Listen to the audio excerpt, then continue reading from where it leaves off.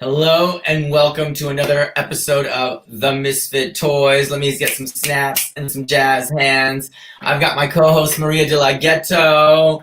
How are you? How are you? Oh, I'm good. I'm blessed and grateful. I made it home. Me and my sister just drove down from Seattle, Washington. Woo! And that was wild. It was wild. So I'm tired, but I'm good. I'm good and grateful. What here? What's up? What took you up to Seattle? My sister lives out there, and she is taking kind of like a little break and just wanted to come home for a while to spend time with the family. Like, I've been home for a little bit, and we were just like, she was like, yeah, maybe I should just come home. This pandemic stuff is just not letting up. You know what I'm saying? And she was just like, I'm tired of being around all these people that there's just constant like risk for exposure. And oh my God, let me just tell you. So this girl, because she's always she's an essential worker, is what they said, because she works in the car industry, right? So she works with the servicing and all that. So this girl, my sister, goes and gets tested on a weekly basis for COVID testing, and every week she would do like the swab test where they go poke you, they deep throat your brain or whatever. And I did it for the first time. I've tested twice before that, but I've never had the actual swab up in my brain. Iggy, oh my God, it is the most unpleasant sensation I've ever felt in my nose. And I've done cocaine on several occasions. And I would rather do a line of coke on each nostril than ever have to poke it was like burning. Like, it was funny because it was very similar to sex, because once he got past a certain point, it was fine. It's when he pushed past a certain point and when he pulled out at a certain point, I was like, oh God, what the, it was awful. It was so awful. I was like, ew, I hate this. I mean, bless everyone who does that shit on a regular basis like that. Like, it is just very, very unpleasant. I did not like it one bit. Well, let's change the topic because we have a very, very special guest on our show today. I'm super, super excited to welcome her to the broadcast. Let's get some jazz hands. Let's get some snaps to the one and only Gina Brillon. Can you guys hear me okay? Great, because I have my headset in and I never know if it works because it's one of those cheap ones. Oh, girl. I'm just going to close out. How are you? How are you? I'm good, love. How are you? Oh, amazing, amazing. I wore this just for you because not only is the floor lava, my headband is lava, so. Your headband is lava. Yes, it is. Yes, yes. I love it. You look great. For those of you who don't know, Gina Brillon is a talented comedy genius. She has multiple comedy specials. My first favorite, Pacifically Speaking, that can be found on multiple platforms. Oh, hilarious. Came out in 2000. Oh, no. Oh, no. Okay, hold on. How did we lose Iggy? Like, how did we? Because true to like, he's in Mexico, and us Mexicans, like, we can't ever do nothing. Like, you know what I'm saying? The internet in Mexico is stolen from the next country nearby. Come on, Mexico internet. Come on. Like, I love my people, but you know how we do. We're like, all right, hold on. Let me figure it out. Where is Iggy? Oh my goodness, we legit lost him. It happens every now and again. He'll be back. Like, but the haters. Then I'm gonna fangirl over you right now. Oh my God. Oh my God. I'm really, it's so hard right now to contain my, like, I'm such a nerdy little, like, spaz, you know what I mean? I feel you. Believe it or not, I'm the same way. I'm the same way. Oh my God, this is so amazing. I feel like this is not. I was like, is this really happening? Oh my God. Oh my God. So, oh y'all my God. I feel so good. Thank you. Girl, I mean, so I saw the floor is lava. Like, oh, hi, there he is. Welcome back. That Mexican Wi-Fi. You know what we've now taken over the show, so I'm the co-host. Yes. So. Yes. That Mexico Wi-Fi is doing you dirty, bro. You can't oh my goodness. So yeah, I had to escape Los Angeles because SoCal was getting just way too real. And down here in Mexico, and that it Child, got bad. shit is bad when you gotta leave and go to Mexico for safety. Girl, all my neighbors are illegal white people. Oh damn. It's real. You know, my gardener, his name is Steve. He's from Orange County. Theme. Hi, Theme. Hi, Theme. Wow. Oh my gosh. Shit is really real. It's wild. LA is like the hub of the COVID cases. I was just telling you guys, driving down from Seattle. I just got back this morning with my sister. We didn't even stop in LA. And we're from LA. Like, that's my hood. That's where I grew up. That's my love for LA. But I was like, nah, we need to take a break, boo. Yeah. It's getting a little too crazy. We didn't even stop for gas. Sir, I need some space. You're doing too much right now and not enough. How are you doing too much and not enough at the same time? I have no idea. Only LA. But that is what's happening right now. So we love to start the show. We call it Breakfast and Bitch. It's bizarre, ironic, terrifying, crazy, and hard. So I know you're a foodie. So give me your favorite breakfast, or maybe you had your favorite breakfast today. And what do you have to BITCH about? Oh my goodness. Okay, the list could go on and on and on. Okay, we'll start off with breakfast. Okay. Since having a baby, I had a baby. My son's almost 6 months old. Congratulations! Oh my God, thank you. It's amazing and frustrating and gross. It's all of the above. And so since then, I have had some new allergies develop. Oh no, my biggest fear. And one of my favorite things to eat was eggs. And I am now allergic to eggs. What? My heart breaks for you because I love eggs. Yes. All day, every day. Luckily, I have a host of amazing vegan friends who were very patient with me when I went through vegan phases and when I periodically go through vegan phases. Oh my God. I know. I'm like, we really shouldn't eat animals, but they're so delicious. But have you had bacon? Oh my God. Oh my God. Why do they make it so good? So there's a vegan egg substitute called Just Egg. Oh yeah.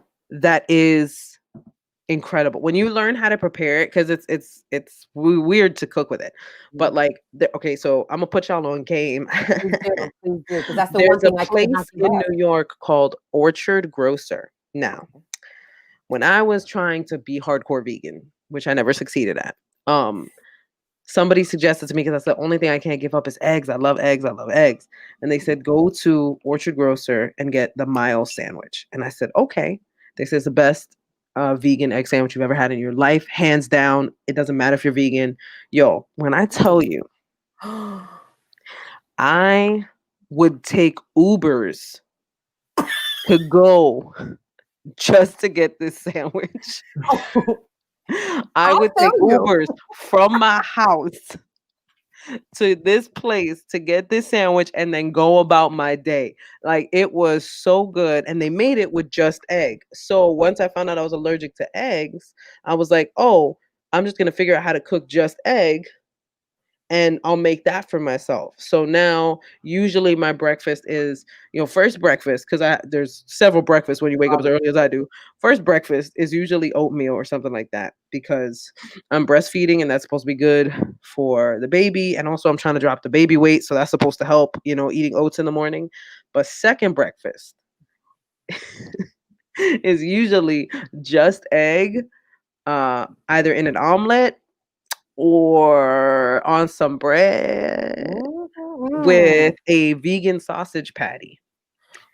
And that, when I tell you it slaps, my friend, it slaps. It slaps. It slaps the Latina. I have to stop myself from eating it multiple times a day. Oh my gosh. I have to stop myself from eating it. And the thing that I want to bitch about, I'll tell you this now. And now we'll move on to that. Second favorite thing though, chocolate chip pancakes. All right. Chocolate chip pancakes. Hands down, chocolate chip pancakes. And I have vegan ones that I make that are good because obviously I put the eggs in there. I'm probably gonna get screwed, so make it without the eggs. Here's what I want to bitch about today because it was something that I realized. I don't know if everybody struggles with this. I have a problem sugarcoating things. Like when somebody is doing some dumb shit, I feel like I should be able to say, that's some dumb shit. And you know what I mean? But so many Yes! people need that like sugar coated, Yeah. like where you can't say that to them. And it's so frustrating. It is the most frustrating thing in the world to, especially when you care about somebody and you're like, you're doing something really stupid and you have to like, and it's such a thing now with like today's climate and everything being so conscious of like the language you use and the this you use, Mhm. and I can understand it coming from a Absolutely. generation who most definitely did not give Did a crap not. about any of that. Exactly. I can understand it, but it's hard to put it into practice because it's so frustrating when you just want to be upfront and blunt with somebody. Yeah. Oh my God. You're speaking to my soul with everything. Right? Where have you been all my life?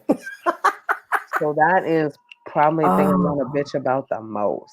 that is real. Because okay, I saw on one of your podcast episodes, you love you some Scorpio, and I gotta say, I love me some Aries, girl. Yes. Like, and you, oh my God, everything you're saying, I'm like, Yeah, oh, mine I'm or yours? telling you. That's mine. That's mine. Can you die on your own time? Oh my God. Can you be a Excuse little bit me. less HUD between the hour 2, 3, just real quick, just a little bit. Like, could you please? I'm trying to do something here. For reals. Oh my You God. out in these streets dying? God, rude. So rude. Rude.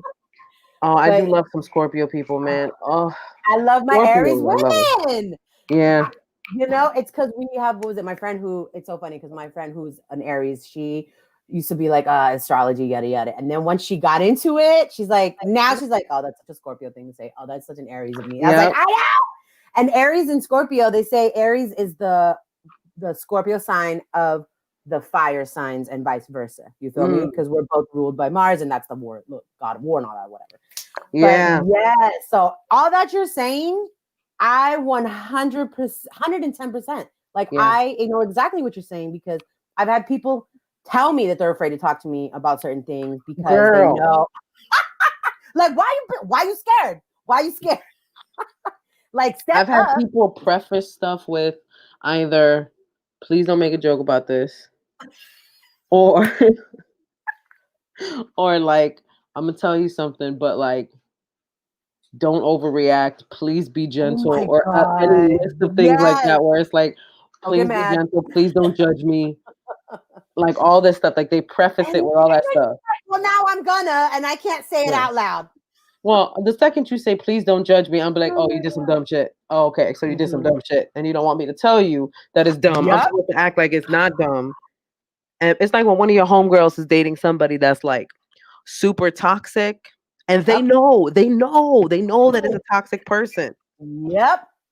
And you want to tell them, like, why are you being like, the sex cannot be that good that you've become a dumb person. Oh my God, you are just again speaking to my soul. Because Like after a while, it's hard to like. to And hear I was about it. that girl. I was in a toxic Same. relationship for 7 years. You And learned, and I you learned, learned. and so you want everyone else to learn, and you're just frustrated when they keep telling you the same problem over and over and over, and you're like, I don't know how many different ways you want me to respond to the same thing. Yes. I don't. When you keep telling me that, okay, so you're still messing with the same person that has been giving you the same problems. You're not fixing anything. You're just doing it over again. How much empathy do you expect me to have for you after a while when I have already told you what my thoughts are on the situation? Right. Like Iggy is over this discussion. Iggy's like, you know what? These I feel hoes so bad for him because he was just like, oh my God, he was fangirling so like he is the sweetest. Iggy, we keep losing you, and it's frustrating me because I'm like, the biggest moment. I'm so excited to have you, and the universe is just throwing stuff at me. So that's what I'm gonna be like TH about. Is I came to live off the grid. I'm like literally making my own electricity. We got our satellite Wi-Fi, our own water, our own gas. We even have our own squirrel infestation problem. Oh my god! But it's worth it. It's worth it. It's worth it. You're off that's the problem with going off the grid. The internet is often off the grid as well, unfortunately.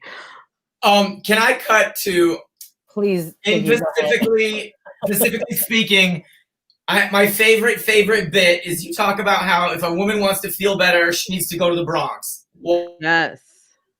Why? I've been trying to go there for years now. Girl, I'm telling you right now. Why? Tell me that. When people would complain about catcalling, I'd be like, guys are not supposed to do that. Like, that was my life. Like, yo, I mean, you can't stop the catcalling out there. Like, it's literally like they literally love women. It does not matter what size, it does not matter what color, it does not matter. It does not matter at all. Yo, they like tall women, short women, big girls, thick girls, slim girls, like anything, even remotely female. Like I say in the bit, like I'm like, if there's a silhouette that looks like a girl, they'd be like, "Shawty," like they really will hit on them so much. And I don't know, like it always made me feel like, I guess part of me always felt like, it's awkward. Like, yes, it's uncomfortable. Like when you get catcalled, but there was a part of me. It was also like, I know, right? Especially when they find you're like, damn it, why you gotta make me question my feminism and stuff? Like, yeah, I'm a strong, independent woman, but hey, don't talk to me like that. But yo, take my digits on the low. I know. Take my digits, but don't do that again. Oh my god. Yeah, that was definitely a thing. Like, just I even had guys when I was older, right? Because you younger, you're insecure. And I was a chubby kid. I'm still thick. I've learned my body confidence game went up as soon as I hit 30. It was like my body confidence game came with it, and I was like, you know what, this is what it is. I think like that's what happens. Like I turned 30 and I was like, this is what it is. Okay, this is what you get. I never been a string bean. I'm not gonna be a string bean. This is what you get, bruh. I like food. I don't like starving myself. So yeah, I might get like thick in shape, but that slim thick. that slim thick. That's what you're gonna get. You're gonna get slim thick, but you're not gonna get like thin. No, so I think that just happened to me. And when I was younger, I'll tell you the best thing. I had a crush on this dude. In junior high school. And I told him that I had a crush on him. And I swear to you, the guy that one of my friends went to tell him, yo, Gina got a crush on you. And he said to my friend, I don't date fat chicks. Now, that's too many times in my life too. I tell you what, a couple years later, I was in college. I had slimmed down. I mean, I was always cute, but after college, them college years,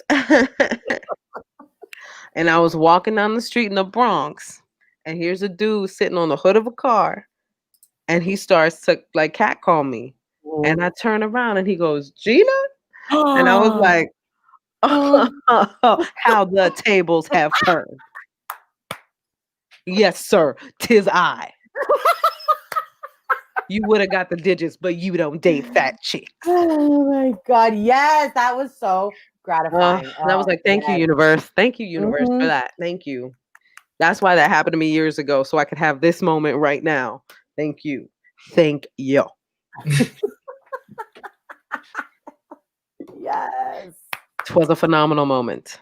Oh my But yeah, go to the Bronx. You feel like $100. You really will. Just like 100,000 million bucks. You just be like, whoo, I am fine. I'm telling you. I've been trying. I love my, oh my gosh. Anytime, I love my New Yorkers. Anytime I meet people from New York, because where I grew up in Highland Park, that's kind of like the Bronx and like those, like the hood. Like back in the day, now white people moved in and now it's, gentrified. Yeah, and they fix it. Yeah. Anyway, you feel me? So, but we get like a lot of people who come in, and anytime I meet people from New York, they're like, oh, are you from New York? I'm like, no, I'm just really loud and I don't give a shit. They're like, oh, you fit right in. I was like, I love because I love Yes. the no bullshit. They're just like straight up like, oh, this is A, B, and C, and that's it. In LA, you got to be like, well, this is A, and if you put this here, let me just lead you into B. Put some crystal and incense, and then maybe we can walk over to C. It's like, oh, good God! Like, I was like, all right, are we gonna make our way to the point? Yes. I remember I scared the crap out of like one of my agents. I love my agents, by the way. I love my team of people; they're amazing. But I remember I sat down with my agent when I first signed with him, and he was like, how's everything? Like, how do you like the agency? How do you like everything? And I said, well, everything's good now. I said, I want to see how y'all do when stuff ain't going good. I was like, that's when I'm going to see y'all work. So we will see what happens. And he just looked at me and was like shocked. And I was like, yeah, boy, this ain't my first meeting. I know how y'all work. I will see. And you know what? He's done a really great job. And but I love being that way with people. Oh, I'll tell you another story though. This is my favorite story. Oh my God. I gotta tell you a story of when keeping it real goes right. Let me just tell you. The audacity of some of the people in this business. So let me get ready for this. I was in a meeting when I was looking for a new agent. I won't say where, but I went to a smaller agency because I had heard good things, right? So the guy that was in charge of their comedy department, you know how you go in and you already have a kind of feeling about something, like your intuition kicks in. Yeah. And you're already on high alert because your intuition kicks in like, you're like something ain't right. Right? Yep. His attitude from jump. I'm gonna wait till Iggy gets back on, but I'm gonna go on a thing about his attitude. His attitude from jump, I didn't like it because he was one of those. You know how like you're Latina, right? When you walk into a room and somebody knows you're Latina, and they're Latino too, and they feel like they can use that to win you over. Oh, yeah, for sure. You know what I mean? Where yeah, it's like whether he came up to me and he starts talking to me and he was like, oh yeah, I'm Colombian. And I was like, well, I'm Puerto Rican. So what's that supposed to mean to me? Yeah. Like they don't know how to use it. You know, they use it in like, you know, obviously you don't know how to be Latino because that's not how you do it. Like, yes. First of all, you should have had food for me. If you Latino, first of all, you should have had food for me. You should have had coffee made. He had, and the thing is, like in the meeting, he's this Latino guy with this. I was going on so you wouldn't miss none of the story. So I went on a little tangent just for you, boo. Thank you. Oh, and so Lord. He was this Latino guy, and he had this, you know, this little white boy with him. And right away, I'm like, who's he? Because he only introduced himself. I'm like, there's a person sitting next to you. Am I supposed to like ignore that this person is there? And he's like, oh, he's just, I guess it was a person that was kind of shadowing him that was going to work with him. And I'll tell you right now, this little white boy was 10 times smarter than this dude. I'm looking at this little white boy and he knows how to conduct a meeting. Right? You know what I mean? Like, I'm like, okay, first of all, he's not over talking. Yep. Which is a big thing for me. Like if I'm in a meeting with somebody and you're over talking or overselling yourself, yep, I'm already not interested. Oh my God. I'm already not interested if you're trying to I'm here for a reason. You don't need to oversell yourself. Let's get into what we need to get into. I don't need all your accolades. I don't need who you worked with. I don't need a list of your resume because guess what? I do my research. I already know all that about you. You know what I mean? So I'm feeling his vibe. The little white dude, I'm like, all right, I feel your vibe because you just seem like you're on a more professional level. First thing this guy did wrong was I had recently changed management and he started trash talking my ex-management. Oh. Like right away. I mean, in a hood way. And like literally like, pardon my language, but he was like, oh, fuck that bitch. Like literally that's what he said. And I was like, first of all, wildly unprofessional. Second of all, and nobody said we left on bad terms. So how do you know I'm not still tight with this woman that you are disrespecting? Right.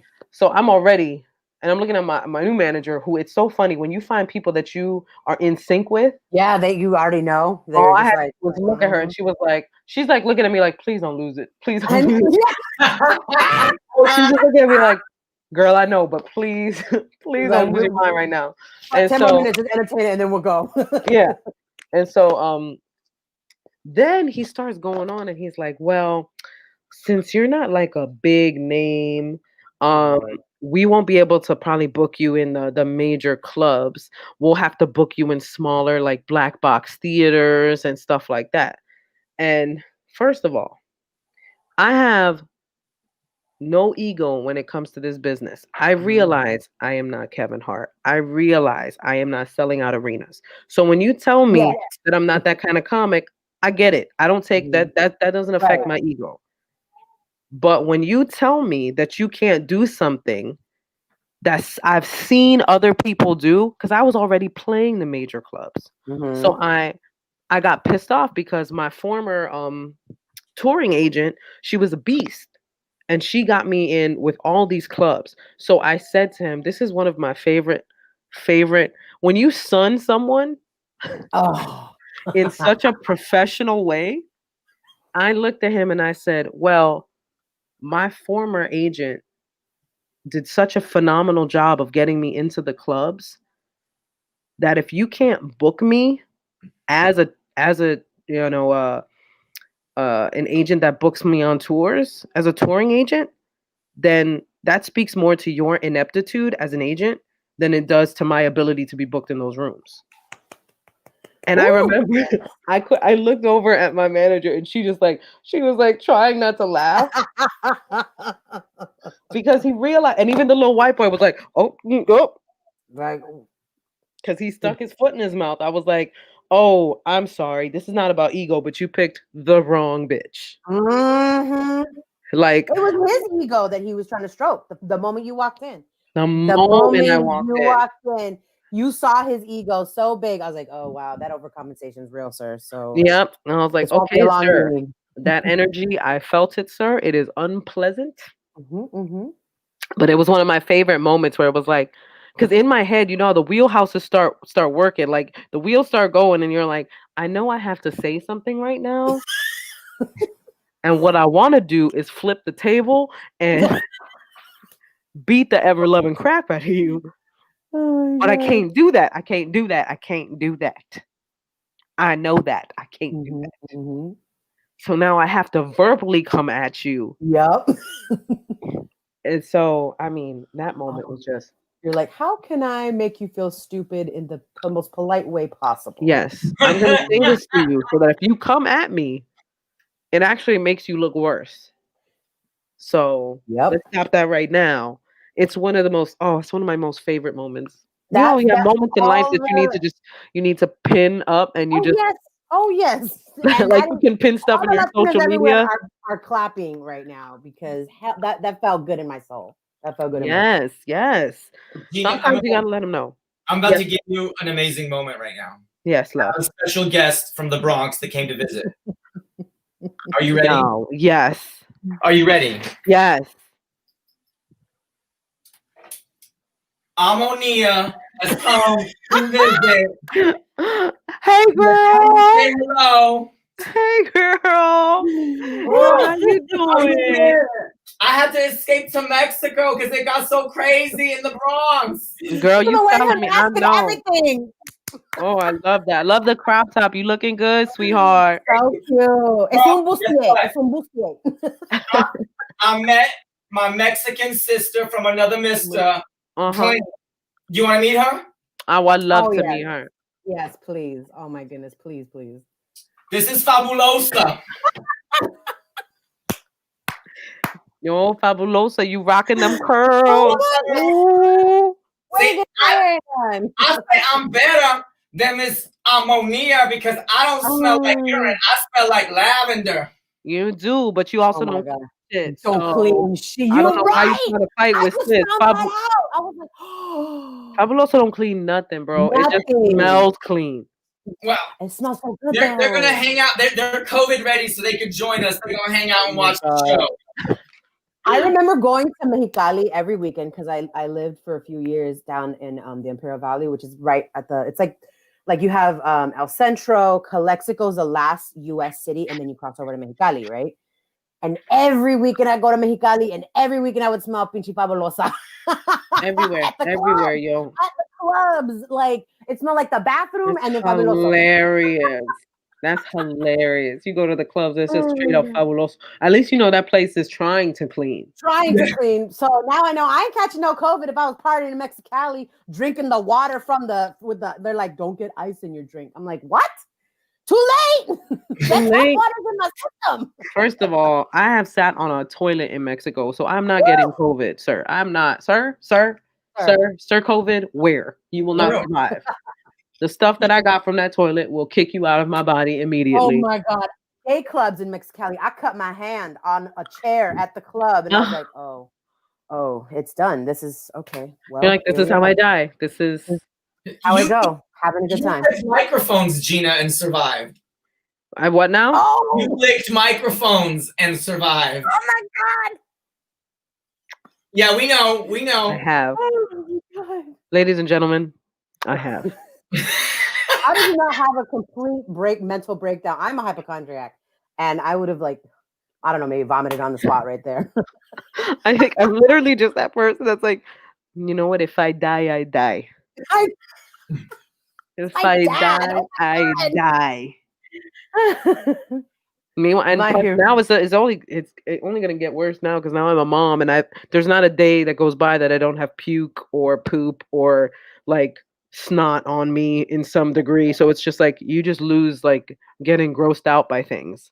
Like you literally just like, oh, there's poop on my finger again. That's fantastic. That's exactly where that should go. Thank you so much for pooping right on my hand as I was changing your poop diaper. Thank you. What was it like to have a pandemic pregnancy? It was pretty lit. It was pretty lit. I just got to stay home and eat whatever I wanted. Just order Uber Eats and stay home. Okay, I'm not gonna lie. Take a minute for the introverts because I know you are an introvert.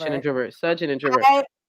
Like this pandemic, I'm not gonna lie. Like my comedy career has done more in the last 8 months than I've been trying to do in the last 20 years. Like. Sis, I'm telling you. And I just kick it in my pajamas after each show and like order food. I'm with my parents, so of course, and my mom. So I'm half Latina, I'm half Mexican. My dad's Mexican, and my mom's Filipino. Like straight up immigrant ass, fresh off. No, brought over by airplane. I just learned this one, boba. Boba. I just love her boba. First of all. But she is, so she's on her she's like, oh, what do you want to eat, Ned? What do you want to eat? So I'm half Filipino. So I'm a spoiled ass and I'm a spinster because I'm unmarried, no children. So I'm at home living my best. You're a queen, an unencumbered queen. We do not use the word spinster anymore. You are an unencumbered queen. Yes. I love that. Oh my God. Because let's be real, I would have been a spinster. I'm 36. I just turned 36. I would have been a spinster at 25. I'm like, that's Girl, fine. I did not get married till 38. I think my parents were like, oh, thank God. I did not get married until I was 37, 38 years old. And me and my husband were the same age, and I think both of our families were just like, oh, that's happening? Yeah, it can happen. It can happen. I waited patiently. So Latina and having traditions and cultural. Oh no, Maria, you're frozen. Oh no. Now it's her turn. Now. Wow, universe, really? Welcome to considering what's going on in the world. Look here, 2021. You bringing this 2020 energy into this year already, and I'm not. No 2020 energy. 2021. What the fuck? No. I frozen? From one of our comedians is watching. Let's pop her in. Question for Gina. When something crazy happens in the world or politics, kind of like what happened yesterday. Yeah. And you have to do a live show like today, how do you address it? What do you do? It depends on the kind of comic you are. I'm not a political comic, so I can't delve too deep into it because I don't know the intricacies of the situation. And I'm just not good with political humor like that. So for someone like me, I would like sort of softly go over the surface of it, check with people, make sure they're okay. Like maybe you start off your set and you're like, I know stuff's going on in the world, but y'all came to laugh, right? Like it's just like y'all came to laugh. Like everybody's here to have a good time. So let's forget what's going on out there just for a couple minutes, just for this hour of time that you have. Yeah. Like let's spend it not stressing about what's going on out there, Yes. unless I'm somebody like Lewis Black, who loves to talk about different political things and can do it probably like this. You know what I mean? Or Colin Quinn, who can make a funny observation like this about something political. Trevor Noah and his fine ass. Oh my god. Yes. Yes, a moment of silence for Trevor Noah's fineness. Just a moment of silence because he is fine. He was in Pasadena, and I was so upset that I never ran into him. I was like, you know what's funny? So I met him in Montreal, and here's the thing, like, it was one of those things where you're just like, come on, he's not that fine. And then you meet him. Oh my god. The whole time I was like, oh, I'm sorry, I forgot how to breathe, sir. Sure, I cannot breathe because your fineness is taking over my ability. God. I can't wait for the day that I might not even. I'd be like, I just need you to know how fine you are, and it's making me unable to function. So can we just address that real quick? Continue. Yeah. Can we just continue now? Now we can now that it's out in the open. Yes. Your fineness is messing with my psyche. Oh my god! I know. Yeah, but I would say, you do always have to address something that's happening like worldwide. You always have to address it, but it's about how much you want to go into it and how long you want to address it for. If you can find something funny to say about the exact situation, go for it. I'm not a political comic. I can't. So I usually just kind of brush over it lightly and then move on to more stuff that I want to talk about. So you call it, step and move on. Yes, because it's like, let's address it because I know it's on everybody's mind, but let's remember why we're here. Girl, you are frozen again. This is crazy. This is just craziness. Why won't they let us win? Why won't they let us win, y'all? I mean, come on now, come on. So I know that you were inspired by Brett Butler, the female comedian who is known for her show Grace Under Fire. Yeah. And then you saw George Lopez and you were like, oh, I am this hybrid comic of George Lopez meets Brett Butler, Bronx comedian woman. Yes. And that inspired you. Who inspires you today? Ooh, that is an excellent question. So many people. It's a lot of the people are people in New York that I'm lucky enough and blessed enough to work with. Maria, you're unfrozen now, so yay. And some people I haven't been lucky to work with. Like I've never worked with Tom Segura, but I'm a huge fan, and I'm inspired by him to write a lot more because I think he writes so much and he works so much and he's just very naturally funny as well. Another person I'm a big fan of too is Big J Okerson. We're nothing alike. We are nothing alike comedically. But what I love about Jay is like his style is so chilled. It's like he's literally just having a conversation with you and he doesn't necessarily even go up on stage with material. He can work with you and just be just so funny, just pee your pants funny. And I love working with him. I'm lucky enough to work with some amazing talent, like just being at the Comedy Cellar in New York. When I passed there, it kind of opened the doors of like, honestly, the best of the best, because so many people, so many like solid comics, when you get to watch, Sarah Silverman working out a 5-minute set and you're just like, oh my God, like this is just stuff she's working on. Like you're just blown away by these people that have been doing it so long that the second they bring something to the stage, it usually works, and I've been lucky enough to work with Kathleen Madigan, who I absolutely love. I think she's hilarious. Jessica Curson, who is one of the funniest people on this planet.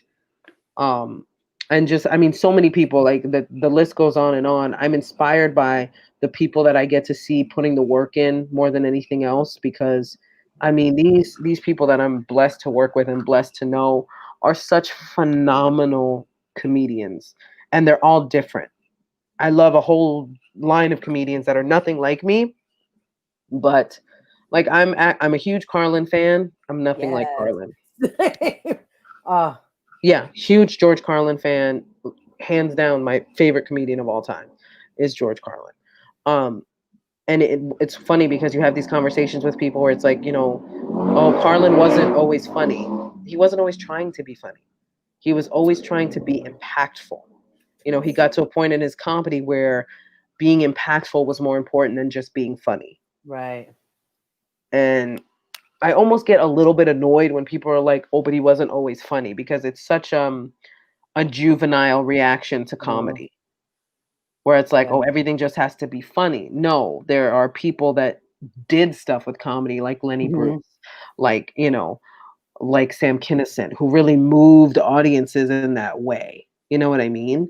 And Kinison was a very yelly comic, and I wasn't a huge Kinison fan. I'm not a huge Kinison fan, but I respect and I get what he did, and I see how he moved people. I wasn't a huge Andy Kaufman fan, but I respect Right. what he did, and I get why people see it as like what he did was insane when you think about it. You talk about commitment, like Milk and cookies for everybody though afterwards. I'm not mad at that. I'm not mad. He's like, I know I'm weird. Here's some milk and cookies. I'm a little weird, so these cookies should make up for it. But yeah, I'm inspired by so many people. That's a great question. Like, so many people inspire me, but to give a list, it'll take forever. But a lot of the people that I get to work with, like I said, Jessica Curson, Tom Segura, Big J Okerson, Mike Vecchione, Kathleen Madigan, Sarah Silverman, Whitney Cummings, who I got to see work out a set, and she is remarkably just so funny. Just a lot of those are a lot of the people that are on the list of like when I get the chance to watch them, I have to, like, when I get a chance to just sit down and watch them. Awesome. Love it. And in comedy, you mentioned, like, what does truth in comedy look like to you, and especially in this time of cancel culture? And how do you control that narrative? It's funny, you can't. Yeah. You really can't control it. As a performer, you make a decision of whether or not and how far you're going to push the envelope. Where it's like, if you're the kind of person that purposefully does divisive stuff, no judgment. Do what is your style of comedy, but be prepared for the consequences. Right. Absolutely. When people come at you, don't be surprised if you're intentionally saying divisive things. You're saying it to get that reaction. I'm not a person that says divisive things, but I have said things that have, people have given me some heat for. Right. And where I think a lot of this comes into play with a lot of comics is a lot of this is about ego. Not wanting to apologize about something is all ego. If the words "I'm sorry" are too much for you to say, then it has nothing to do with the integrity of your work and everything to do with the enormity of your ego. Like, I can't say I'm sorry. And I always put it like this, like, the way I look at apologizing for jokes, apologizing for bits, if you will. I understand the comic mentality of I have the freedom to say whatever I want to say. That is absolutely 100% true. You have every right to get up on stage. That's the problem with, with the First Amendment. It's like, yes, you could say whatever you want, but that doesn't mean everybody's going to like it. You know what I mean? You can say whatever you want on stage. However, if by chance someone gets offended by what you said and you can't muster up the "I'm sorry," and people get upset at the "I'm sorry you were offended," but if it wasn't somebody's intention, I don't have a problem if somebody says to me, "I'm sorry you were offended," because I realize it wasn't your intention to offend me, but I was. Right. But people have a problem with that type of apology because it seems like, it's not a sincere apology. And that again is ego on the opposite side, because what the opposite side wants when they're asking for an apology is for groveling. They don't just want an apology. Apology is never enough now. Now you want groveling, you want, pull this down, don't work with this person, blah, blah, blah. Depending on the severity of what happens, mind you. Yeah. Depending on the severity of what happens. I will say that again. Depending on the severity of what happens. People are like, you should not work with this person, you should not, blah, blah, blah. I've always looked at it like this, and I give this analogy to people. I look at it like a swinging door. If I swing a door open and that door hits you, I had no idea you were standing behind that door, but I swung it open and it hit you. So Gina, I'm going to say, it I'm was a sorry. glass door, girl. It was a glass door. You saw them clearly. It was a glass door. I didn't see you because I don't see peasants. My eyes do not let me see peasants. I apologize. Sorry for not being sorry. Sorry for not being really sorry. But like if you get hit by the door, I'm gonna say I'm sorry. I'm gonna be like, I'm sorry. My bad. I didn't know you were standing there like a dumbass. Just like if I offended you. That's big Aries energy right there. I didn't realize your dumbass was behind the door. Like who does that? But okay. Why are you standing behind doors? But there is another part of that analogy where it is like, why are you standing behind doors? Why are you going to comedy shows if you're easily offended? Thank you. Thank you. Like if you're the kind of person that is easily offended, yes, you want entertainment, and I think that's because a lot of super sensitive people do not have, and this is where we go back to what I was bitching about earlier, being real with somebody and being upfront with somebody and being blunt with somebody, you know? Hold on, I'm gonna read this comment. There is no human right to never be offended if you try to write material. Worth listening to. You know what? Ray has a point though, because if you're not being genuine to what you want to say, because you're afraid of hurting someone's feelings, then you're doing yourself and the business a disservice. Like comics are like paid philosophers. We observe society and then we report back. We observe and we go, isn't this ridiculous? Yeah, isn't this ridiculous that we do this? Isn't this ridiculous that I feel angry about this? Isn't this ridiculous this? Isn't this ridiculous that? When you take away our ability to shine a light on something and say it's ridiculous, you're stunting us artistically. Right. And that's not fair to the performer. However, I will say this. If you're the kind of person that can only write divisive material because you want that shock and you want to say it for like shock value when you want to change the world, you know, you're not, some people will do that because they think it's edgy. They'll start to write shock humor because they think it's edgy. You're not Carlin, you're not Lenny Bruce when you do that. You know what I mean? Those guys were talking about major social issues that affected society as a whole. And yes, they did not give a shit if you liked it or not, because what was of more importance to them was opening people's eyes. Exactly. But that's 9 times out of 10, that's not what these comedians are doing. And for the most part, like I even see like, you know, on those comedian groups on like Facebook and stuff, they're like, oh, comedy's, you know, going down because everybody's so sensitive. And it's like, if all you can write, I also think if all you can write is material that offends people, you're probably not that funny to begin with. Like it's like Iggy's, like, I love this from Iggy. It's low hanging fruit. If all you can reach is low hanging fruit, then you're not doing anything. If you have something to say, like Andrew Schultz has some of the best material about social issues delivered in such an incredible way. Like I love the way he attacks certain things. Is he everybody's favorite? No, of course not. Have I seen people have problems with him? Yeah, of course. But the way that he explains things, and this is the way, and I say this because he does it the correct way. He looks at every possible argument that could come his way, and he is prepared for that argument. So if you're, sorry, I'm a little bit sick myself. So if I cough, it's because I have tuberculosis. I'm like, guys, could you please? Rona ain't getting through here, girl. That Rona is a petty bitch, and I'm not here for it. I got to go for that Mexican flu from that toilet, and it never left my body. Yeah, Andrew is one of those comics that I love to watch because the way he breaks down things, I love to watch his mind work. It's comics like that. I feel like they're trying to like comics like Patrice O'Neal as well. Like, as you know, whether you liked Patrice or not, you look at his comedy, and he had a brilliant way of delving into topics with a childlike wonder of like, why don't we look at it like this? Oh, I like And it's very interesting to watch somebody do that, because he had a great bit on cheating that I think normally would probably upset a lot of women, and probably did upset a lot of women. But I thought it was hilarious, where he was like, if you think about it, when a man cheats, he's leaving the comfort of his home to go off in private and be with someone else just for a few minutes. That's all they get. Just for a few hours, a few whatever. That's all they get. And then he comes back to you, and he does this so that you don't get upset. Cheating is for you. And it's such a crazy way to explain it. And you want to be angry at it. You want to be so angry at it. You want to be like, damn, shut up.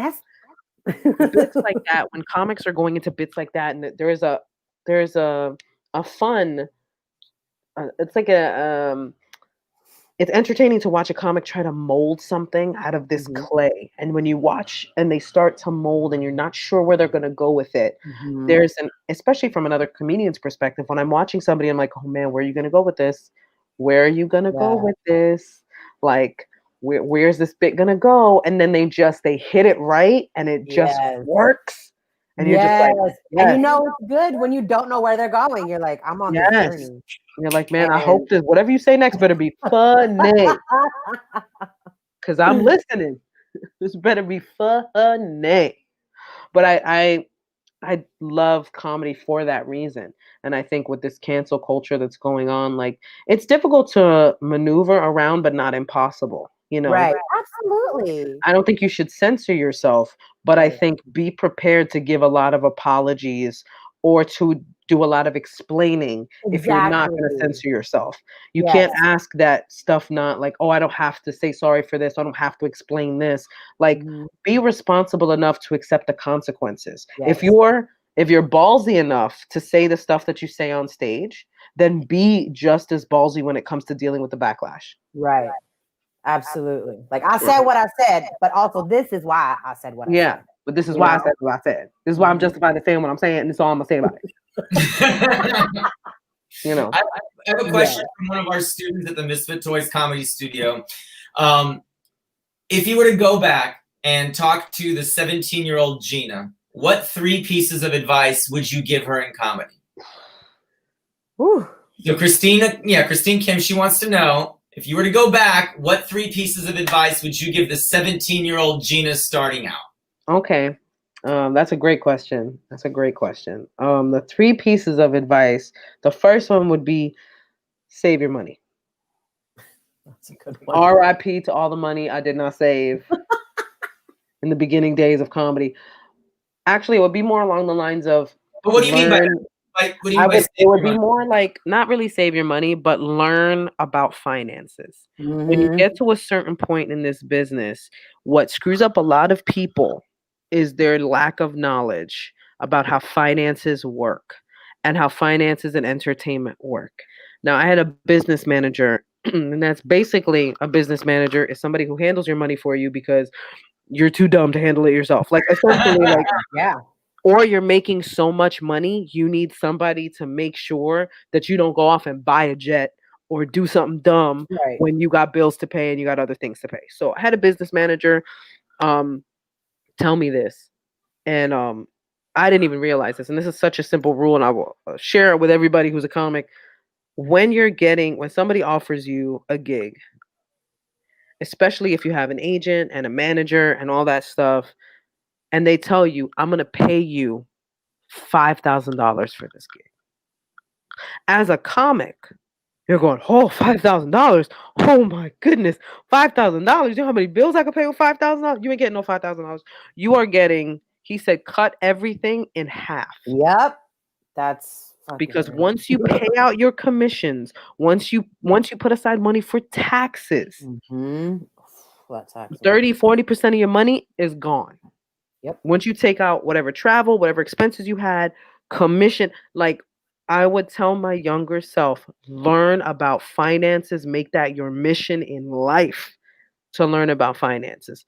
The second thing I would tell myself is, this is hard because I still do this to this day. Stop comparing yourself to other comedians. Ooh, that's a good one. Put the comedy blinders on, like those horses Yes. in the city. Mhm. Stop comparing yourself, because I went through moments, and I still do to this day, where I will work with certain comics, or I'll be on a lineup with certain comics, and I'll be like, oh my goodness, like I'm not as good at as that person. I'm not as well Right. known as that person. Like, oh, they're probably not gonna find me funny. I'm not as good as that person. Like, they're gonna look at me and they're gonna think my jokes are terrible. They're gonna think I'm this. They're gonna think I'm that. Comparison is the thief of joy. Me and my manager, we go back and forth. We tell each other that all the time. Comparison is a thief of joy. Do not compare yourself from other comics. Concentrate on your journey, your path, your story, your voice. That is all that matters. Do not try to sound like somebody else because you think they're intelligent or funnier than you. Because all it will do is inhibit your ability to grow. Yes. And number 3, be careful who you keep around you. Ooh, Oh, yep.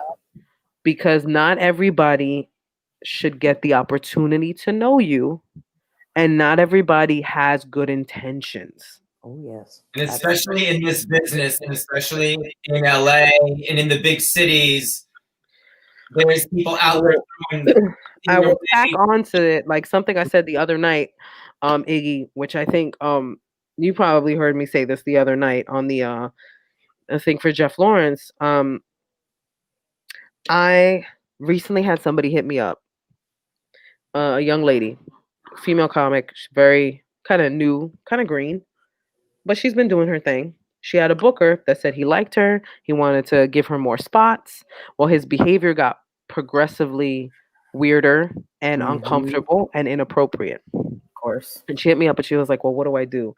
Like, how do I handle this situation?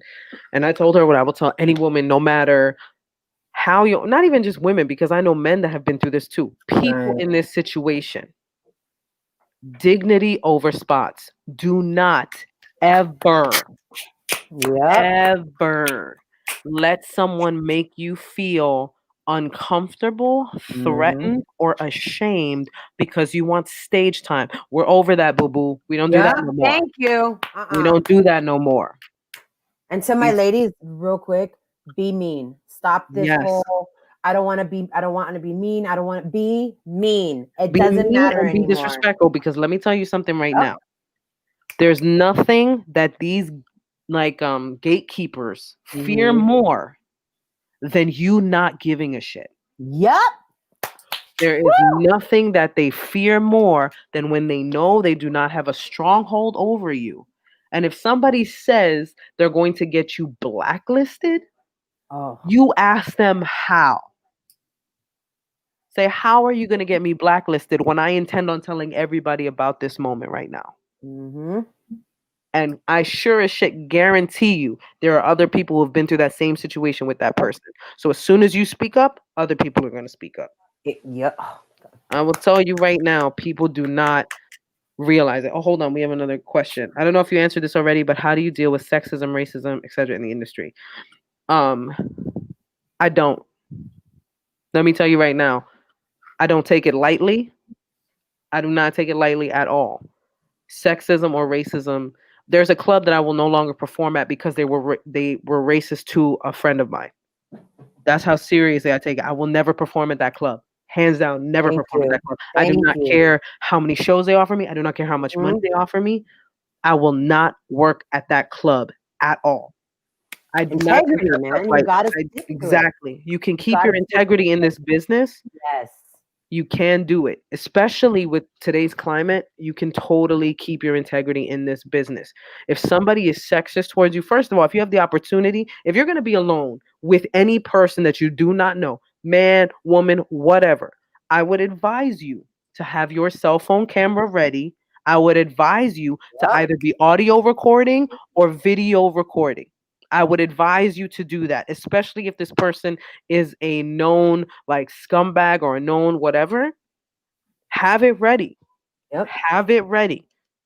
And whatever you get on tape, you walk out of there and you don't say nothing. You just take that tape and you do what you need to with it. Because the only way these people are going to get taken down is if we stop being afraid of them. Yes. And we stop acting like they are the be all and end all. For reals. Oh. You got to be able to tell people like love yourself first. Yes. Love Tell it, yourself mama. first, Tell it. because, and I only say that because as a female in this industry coming up, I went through so much harassment. So let's speak on this, because I started the Misfit Toys comedy studio during the pandemic because I was a gay boy that was tortured, beat up, and harassed with toxic masculinity. And I took a pause and meditated on what's my passion, comedy, and I love the female energy and I love female comedians, and how can I be of service? And I know that there are and I've heard this from so many female comedians, that they don't feel safe working on their craft.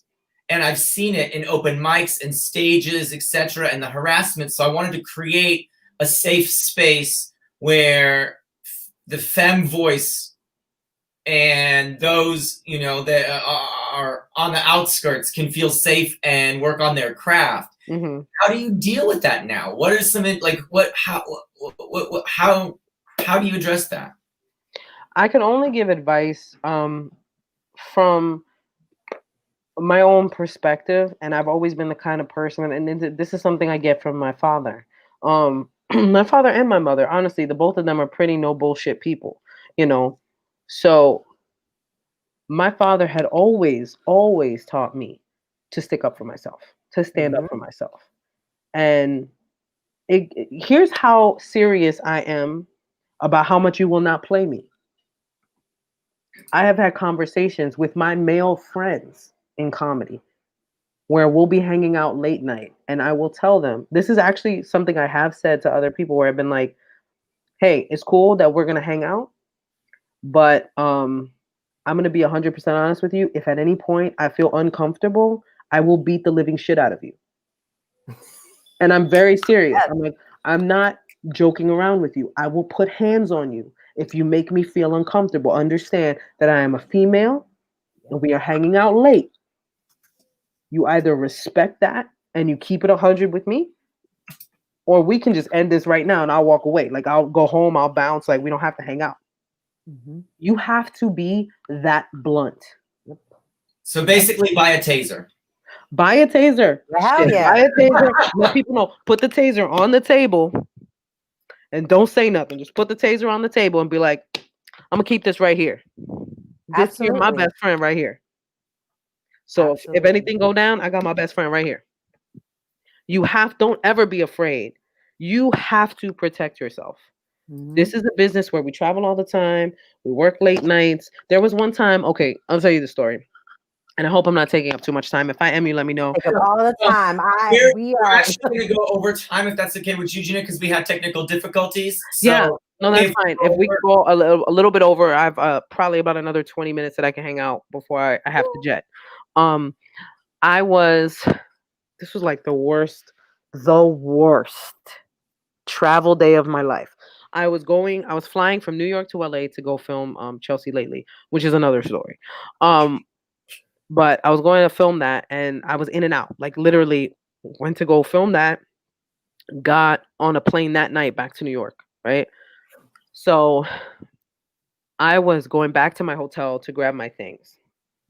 I get in the elevator. I'm all dolled up from the show, like professional hair and makeup. I was looking fine. Yeah. And so these five guys get in the elevator with me.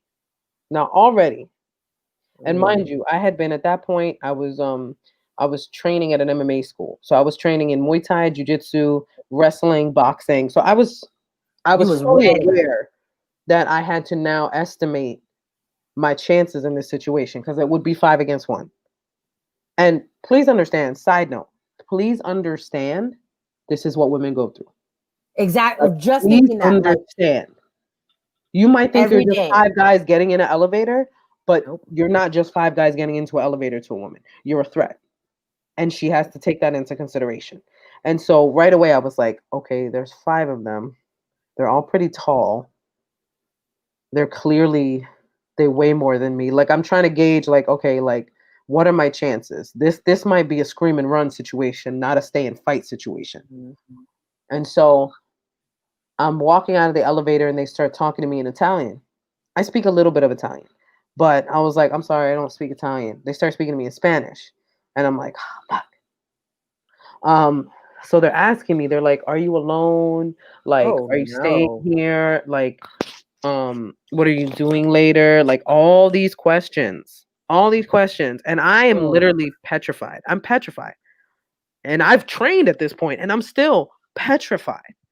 And I'm like, no, my boyfriend's in the room. I'm about to go now and we're going to go out to eat, blah, blah, blah. And they're like, oh, okay. I could not let them know that I was by myself. Exactly. I could not. But I went in that room. I packed my shit because they saw me go into my room. I packed my shit and I left to go hang out with a friend until it was time for me to go to the airport. I called my friend and I said, hey, can I come over? I can't stay at this hotel. This and this happened. If you are in a situation where you feel that threatened, leave immediately. Leave immediately and go somewhere where you feel safe. I was lucky enough to have a friend there, but, and this is just because I know comics travel all the time. Mm-hmm. And this is for men, women, anybody that feels threatened. If you do not have a friend in that area, here's a quick fix. Find a 24-hour grocery store, pharmacy, or Walmart, because they will have security cameras, security guards, and it'll be well lit. And you go there. And you go there until you can find another place. Oh, Jesus. Yeah. This is why I have the Misfit toys, so that we can travel together. When the pandemic is over, I would love to travel together as a troop and with our sisters, and I consider myself a sister as well inside. Yeah. And it takes that fear out of it and it adds a bit of joy, but it's a dangerous journey for women. And that's what 100%. So many, I think, and that's what, when people, like men especially, like they think we over exaggerate that we're being dramatic, that we're this and this and that. And it's like, this scenario is what women face every single moment of every single day, like all the time. And so when, like, I hope people see this and really it makes them think, like, holy crap, it sucks to be a woman on a daily basis. Yes, it does. Because that's the type of shit we have to think about. We have to think about, can I take on this dude right now? Because I'll fight a dude, but will I win? What are the percentages? Yeah, what are my chances? Am I gonna win? Know? And I've been in certain circumstances where I'm like, I could take you. Absolutely, but not 5 men. I don't even want I'm to. like, yeah, I'm like, right. No matter how much of a beast you are, I was outnumbered. Yeah, I would have been in some serious trouble had anything gone down. So, and who knows? Because they, like, that kind of scenario, they could have been like watching you. In Denver. Happened in like, Emily, girl, get a taser, girl, get a taser. Don't even mess around. Like, get a taser, get some. I think every woman, anybody who identifies as female. Mm-hmm. As any get yourself some boxing and martial arts training, specifically if you can jujitsu. What I loved about jujitsu is that you get very comfortable with closeness. I love jujitsu. And you can, on this note, I know that you dedicated The Floor is Lava to Angelo Lozano. Yes, Angelo, I love him. And I want to dedicate this show to my best friend, Vidal Perez. And he's Puerto Rican. He was an educator in the Bronx. And he was gay like me. And he was murdered in his apartment in Harlem because of exactly this. Mm-hmm. Because of that toxic masculinity. And he was proud to be who he was. Yeah. And the one thing that really struck me with your show, and why I even brought this up, like, I promise I'm not going to cry. No, it's okay if you do. It's okay if you do. Okay. Is I came here as an immigrant and I slept in the same bed with my parents and I didn't speak English and he didn't speak English. And there's so many of us that don't have a lot. And there's so much inequality in our society. And the thing that I loved about your show is that the one advantage that we all have, no matter what, is the drive not to quit. Yeah. And no matter if you're a woman, if you're a man, if you're a lesbian, if you're transgender, if you're non-binary, if you're poor, if you have that drive and that laser-like focus not to quit, you can make it. And you are proof of that. And that is why it was such an honor to have you here and why this meant so much to me to have you. Are going to make me cry. So I just wanted to say before, because I know we have time and stuff, but that is just, so I want everyone who's watching to hear that from you. That here is this girl from the Bronx and who didn't have much, but what she had was drive. And she found champions, who championed her, like Gabriel Iglesias, who took her on tour and who sponsored her shows. And how do you cultivate those relationships and find those champions, and how important is that to make it in this industry? That's a great question, and I'm like getting all choked up here. That was beautiful. That was beautiful. That was beautiful, and you are such a beautiful soul. You are such a beautiful, wonderful soul, and I'm honored. I'm honored to get a chance to speak to you guys. Honestly, this has been an amazing time. I love talking comedy. I love talking life. I love that we could get real with subjects. I love that we can show emotion other than silly happiness. I love that we can get real and we can talk about a lot of the issues with this industry that need to be addressed. And one of the things I will say, like, about cultivating relationships, they say don't burn bridges. That's not necessarily true. There are certain bridges that should absolutely be burned. Right. And those bridges are people that, one, do not take you seriously as a performer, and two, that are constantly disrespectful to you. Because and you don't have to burn a bridge in a very public, dramatic way. Right. I'll tell you one way that I burned a bridge intentionally. There was a booker for a club who let me know that he didn't see me as a professional comic, and therefore did not want to give me anything that was like considered a regular spot. Like, he just wanted me to he was like, well, you're more of a host, or you're more of a this. And that's not to knock hosting. If you can get hosting gigs, it will teach you to think on your feet. Do as many hosting gigs as you can, because that will teach you how to work quickly. And it also teaches you a little bit of humility, because the show's not about you. So hosting was one of the best things I ever did with my career. But the way he was putting it, it was as if it was an insult. Like, I'll just have you host. You're not worthy of a regular spot. And that's all he had to say. All I did was send a message back that said, I understand. And that was it. I never accepted any work from that person again, because I made that decision. We didn't have to have a discussion about it. You let me know how you felt, and I turned away. Now, when it comes to cultivating relationships, like the relationship that I had with Gabriel, half of that is luck, because we happen to really get along well. You don't always really get along well with who they pair you with. A lot of times what will happen, and this is just like insider info, when you get a manager and an agent that really believe in you and want to do things with you, they will pair you with a bigger headliner, usually doing feature work, so that you can open for this headliner. Now, by the grace of God, I have been lucky to have been paired with some amazing headliners, Gabriel being one of them, and Gabriel being the most impactful of them in terms of my career.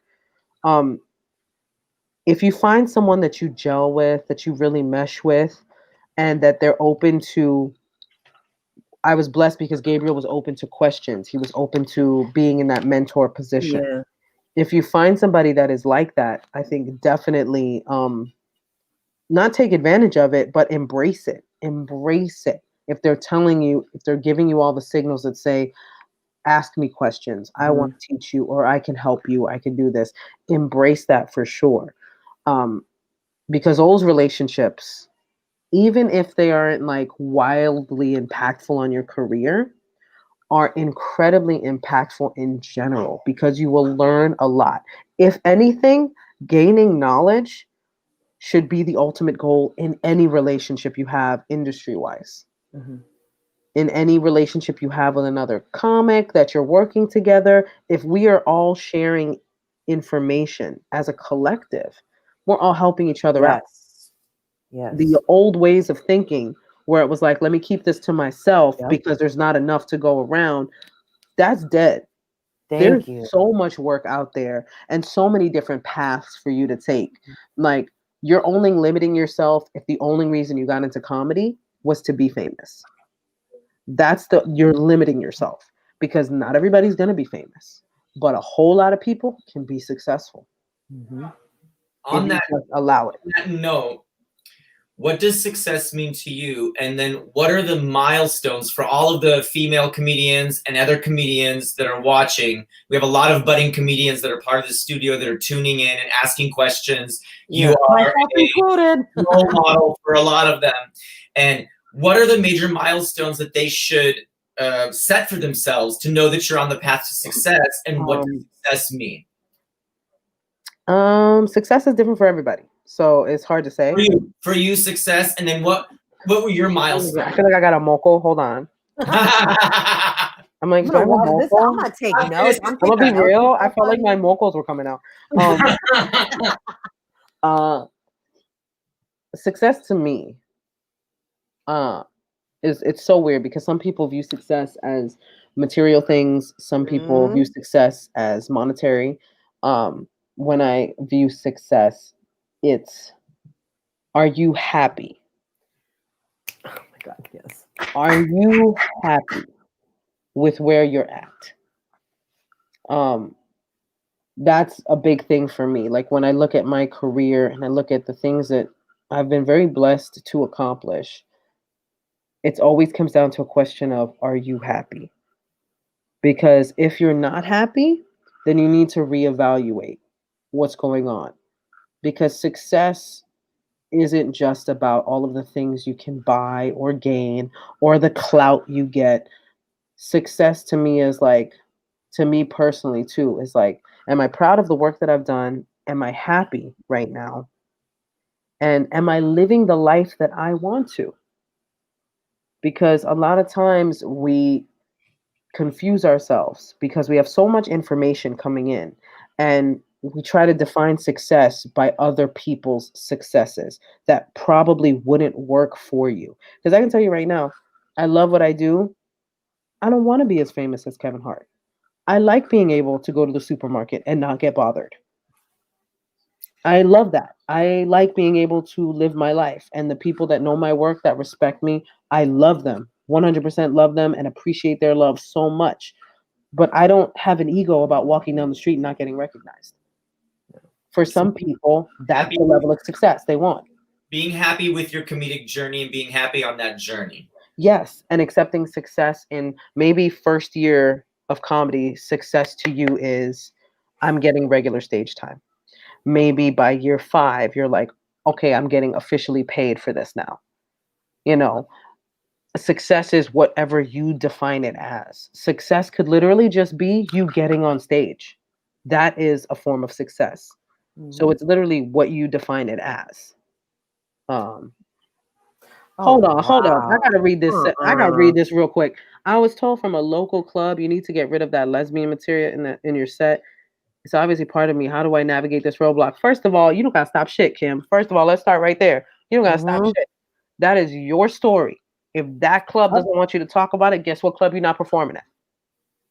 That is your story. You have every right to tell your story. The other way you can play this, and this is what I will give you advice from an OG.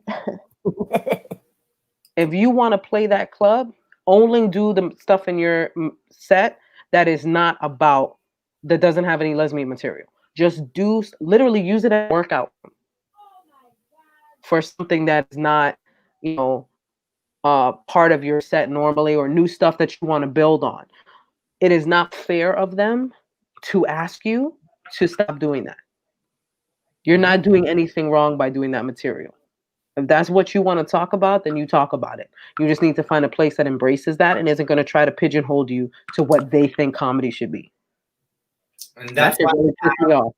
the Misfit toys where you can come and we can work it out, and it's in this virtual world. So then there's so many more places to perform. And then when it's over, you can then take it. But it's creating that space to work out that material. Yeah. And on that note, is it important to have a coach or training, or should you do it on your own? And that's an interesting question. Because I probably believe, they don't believe in coaches or training, and some of them, just get up on stage and just figure it out. I believe in the latter, but what would you say? Man, it's hard because I never went and got like a comedy, like a professional comedy school, or had a trainer, but that's not to say that I didn't learn from people. So I had, I guess, the equivalent of comedy coaches would be my brothers and sisters in the industry who looked out for me, who gave me tips, who told me how to do things. I think had I gone to like a coach or having like an actual professional comedian who taught a class, where that would have helped me would have been understanding not just the art of stand-up comedy, but the business of it as well. I think that would have helped me immensely. But I didn't have one myself. But I've always looked at it like I had coaches and teachers. They just weren't labeled coaches and teachers. They were people that told me stuff like, I remember I was hosting a show one time and a comic murdered on stage. And I went up after him and I tried to do material and it bombed. And I got off stage and the comic who had killed pulled me aside and was like, don't ever do that again. He was like, if somebody is killing, keep the momentum going and let the next comic ride that wave. I had a moment of selfishness. The show wasn't about me, but I wanted to ride that wave. And he was like, you should have just kept the show going. You stopped it. You stopped the energy at a halt because you wanted to ride that wave. So I had to learn a little bit of selflessness, but that moment taught me that selflessness when I'm hosting a show. And so that's one of the things that I think, I'm sorry, hold on one second. Sorry, I was getting a text from my brother. And I was like, oh. I love that we can keep it real and just be like, we're in life. Life is happening. Yeah. It's real. Life Like, is we're it, just like we're calling it and it's real. So I love that. And it's your fam. When your fam calls, you're like, wait, hold on. Let me just put everything on hold. So I feel it. So yeah. Gina, you're anytime, Christina, anytime. I will do it anytime. And before we go, my favorite part of the show that we haven't done is the monologues. And I know your grandmother was a big part of your life. And one of your favorite things to do was make grandma laugh. Yes. So 2 things. What's your favorite joke to tell your grandma, make her laugh? And what is the best lesson that she has taught you? Oh, you're really trying to make me cry. Okay. My grandmother was tough as nails. Like, she was real strict. She was a very serious woman. And so I took pride in the fact that I could make her laugh. And one of the times where she laughed the hardest, it wasn't a joke that I told her. I would do, this was like, I was like Andy Kaufman Gina at this point. I would do anything to make her laugh. And there was one time we had this bucket. Puerto Rican households, we have a ton of useless stuff that I don't know why it's there. Oh my God. Little bucket. And it had all these little like strings, but they were like braided, these thick, like rope-like things on the end of it that were all different colors. It was like little rainbow ropes all over this thing. And I had this green face paint. And I threw this green face paint on. And I put that thing on my head. And my grandmother was watching her novelas. And I walked in. Yes, similar to Ammonia. I walked in and I just sat down next to her and I didn't say nothing. And I was watching the TV with her. And she turns and she looks at me and she's like, ah! She starts laughing so Aw. hard. And I was like, I don't understand what's so funny. What are you laughing at? And I just kept pretending like I didn't know. And she was laughing hysterically. That's the comedic blind spot for all you students that are watching. That's what comedic blind spot is. Yes. And I think what she taught me most of all was strength. Like I come from, between my grandmother and my mother, I come from a line of women that when shit hits the fan, they're not afraid to take the reins. Mm-hmm. So when stuff goes crazy, like my mom was always that person that maintained her composure. My grandmother maintained her composure because stuff had to be done. And I would say that's probably the biggest thing I got from I have from my mother and I got from my grandmother was that strength of when everything and everyone is falling apart, there needs to be that one person that holds them together. And I've seen my mom and I saw my grandmother do that. And it just stuck out in my brain. And so now when stuff tends to go crazy, I tend to be the person that's like, okay, how do we fix this? Mm-hmm. Let's pull together and how do we fix this? There's a lot of emotion going on, but we need a solution. Yeah. And so we'll feel emotions later. Let's fix yes, this. we'll deal with emotions over some cafecito. But like right now, let's deal with the problem at hand. You know. I love it. I love it. Everybody's writing in about how amazing you are, how inspiring you are. This has been such an amazing show. You have touched many of us. I hope that maybe you will come back in the future. Absolutely, 100%. I wish you so much success. For everybody that's watching, check out The Floor is Lava, Pacifically Speaking.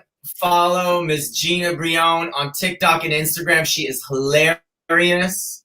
Love you dearly. Maria, last things to say before we check out.